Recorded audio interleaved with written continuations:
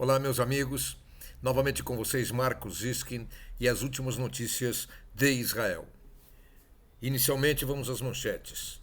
A cidade de Khan Yunis foi palco de um ataque importante das forças israelenses em reação a foguetes que foram lançados pelo Hezbollah, pelo Hamas e Jihad Islâmica na noite de ontem para hoje. O nível de felicidade medido pela ONU novamente coloca Israel entre os 10 países mais felizes do mundo, apesar de 9 meses de guerra. Noa Argamani, aquela menina que foi sequestrada na Festa Nova e resgatada pelas forças israelenses, infelizmente acompanhou na manhã de hoje o enterro de sua mãe. O Irã se diz pronto a voltar a atacar Israel. O Hezbollah, que abriu uma guerra não declarada contra Israel, está colocando em risco a população israelense e a população libanesa. Tel Aviv decide multar quem usar a buzina dentro da sua área metropolitana. E, finalmente, a presença militar em Gaza deverá ser substancialmente reduzida nas próximas semanas. Vamos então ao noticiário, meus amigos. A cidade de Khan Yunis, que havia sido de alguma forma liberada como zona humanitária, sofreu um ataque importante das forças israelenses na noite de ontem. Antes desta ação israelense, e ela veio em relação ao ataque ocorrido algumas horas antes, por meio de 20 foguetes que foram lançados de Khan Yunis contra Israel. A população de Khan Yunis foi avisada que deveria sair da cidade imediatamente porque Israel iria retaliar. Pela primeira vez, nós começamos a ouvir dentro da faixa de Gaza muitas manifestações contra o Hamas e o Hezbollah. Um dos habitantes da cidade de Gaza chegou a escrever no seu X, que é o antigo Twitter, o seguinte: quem atirou os foguetes é um traidor, filho de traidor, neto de traidor.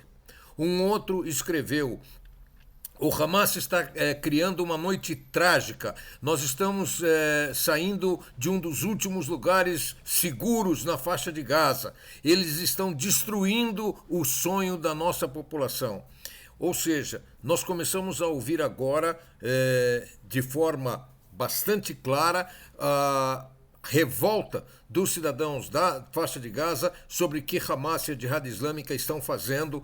Até agora eles ainda tinham 56% de aprovação, mas aparentemente esta aprovação vem diminuindo em função da negativa do Hamas em chegar a um acordo com Israel.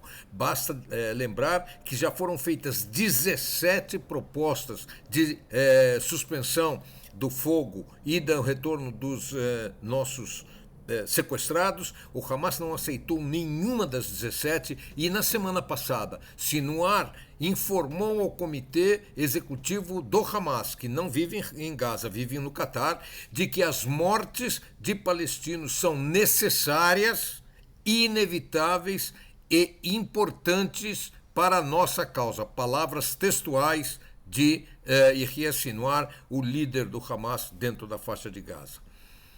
A presença militar de Israel em Gaza está próxima de uma redução significativa.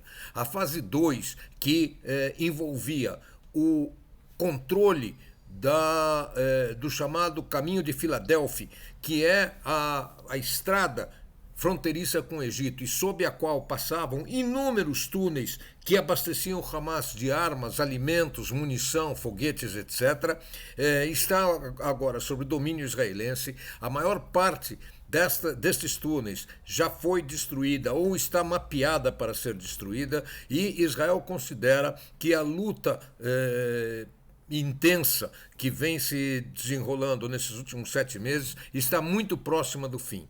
A ideia é que dentro de 3 a 4 semanas nós entremos no que se chama a fase 3 da guerra. A fase 3 da guerra significa o seguinte: a maior parte da força militar israelense sai da faixa de Gaza, Israel abandona praticamente a faixa, com exceção de 2 áreas. A primeira área é o chamado corredor de Netzarim. Netzarim é um corredor que vai da fronteira israelense até o mar Mediterrâneo, numa extensão de 14 quilômetros, e separa a parte norte da parte sul de Gaza. O domínio desta faixa de terra permitirá ao exército israelense tanto mover-se para norte como para sul, em caso de necessidade, para ações bastante pontuais e não mais ações de guerra, ou seja, buscar terroristas, fontes de armazenamento de armas e, Deus nos livre, também locais de emissão de foguetes ou de armas antitanques que têm sido bastante utilizadas pelo Hamas. Então, a faixa de Netzarim ficará nas mãos do exército israelense, e também a passagem de Rafah, que é o que une o Egito à faixa de Gaza. Esta passagem foi chamada durante muito tempo de cano de oxigênio, ou tubo de oxigênio, porque era por aí que era alimentado todo o sistema militar do Hamas, e que Israel não pretende sair tão já destes 2 lugares. Fora isto, as forças israelenses, ao terminarem esta seção 2 da guerra, devem se retirar da faixa de Gaza. A ONU vem medindo há 10 anos, ela criou um índice chamado Índice Mundial de Felicidade. Esse índice mundial de felicidade mede alguns parâmetros, na verdade 7 parâmetros, entre eles o nível de satisfação com o governo, a percepção de corrupção no país, o nível de serviços médicos que a população recebe, etc. E com isso é determinado o índice de felicidade. Desde a primeira medição, a Finlândia vem sendo o número 1 e continua sendo o número 1 até agora. Os países escandinavos todos estão no topo da lista. Mas a surpresa interessante é que Israel, que sempre esteve entre os lugares mais altos, nos últimos anos vem não só mantendo, mas subindo de posição. Só para lhes dar uma ideia, Israel era o 9º país mais feliz há 3 anos atrás, era o 7º país mais feliz há 2 anos atrás, e agora, apesar da guerra, Israel continua subindo na relação e já está em 6º lugar como o país mais feliz do mundo. Apenas para dar a título de comparação, a felicidade medida pelas entrevistas nos Estados Unidos o coloca como 24º país mais feliz do mundo, e a Alemanha como 25º país mais feliz do mundo. A percepção de uma sociedade saudável em Israel, apesar de tantas discrepâncias que nós temos entre religiosos e laicos, entre esquerda e direita, entre pacifistas e extremistas, etc. Apesar de tudo isso, o sentimento de irmandade em Israel supera a esmagadora maioria do sentimento de irmandade em outros países. No Argamani, aquela menina que foi sequestrada numa motocicleta e cuja foto e filme passaram a ser quase que um símbolo dos sequestros na faixa de Gaza, que esteve durante meses na mão dos terroristas e que foi libertada há pouco tempo atrás naquela ação que libertou 4 israelenses, ela conseguiu chegar a tempo de ver sua mãe, que sofria de um câncer terminal. A mãe de Noa Argamani, Lior Argamani, faleceu no dia de ontem, foi enterrada nesta manhã, e Noa Argamani teve ainda a oportunidade de conviver com sua mãe nos últimos dias. Durante os meses infindáveis do seu cativeiro, a única coisa que a mãe de Noa Argamani, a Liora, pedia era que sua filha pudesse voltar para que ela ainda a visse antes de morrer, fato que, graças a Deus, ela conseguiu. Nossos sentimentos à família Argamani.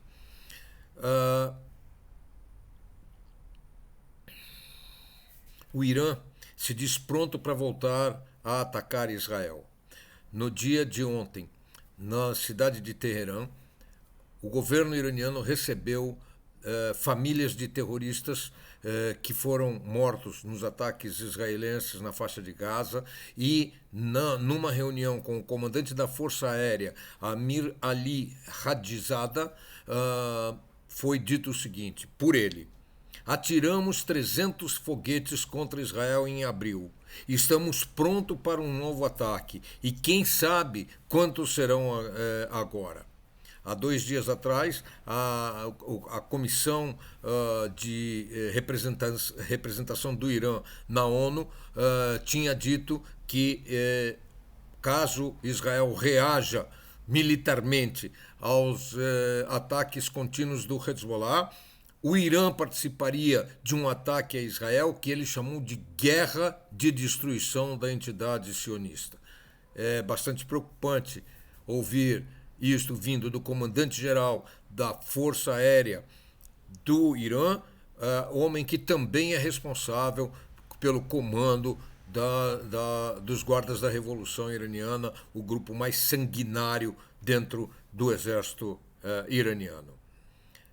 Lembrando que a guerra contra Israel foi aberta pelo Hezbollah sem nenhuma provocação por parte de Israel e já causou muito problemas dos dois lados da fronteira. 60 mil israelenses que viviam na área fronteiriça foram evacuados em função dos constantes ataques que Israel recebe do Hezbollah no Líbano, representado por artilharia, por foguetes, por morteiros e também por drones suicidas que têm causado diversos incêndios e muita destruição nas residências, graças a Deus evacuadas a tempo de forma a que as vítimas fatais sejam bastante reduzidas, felizmente. E a cidade de Tel Aviv inova.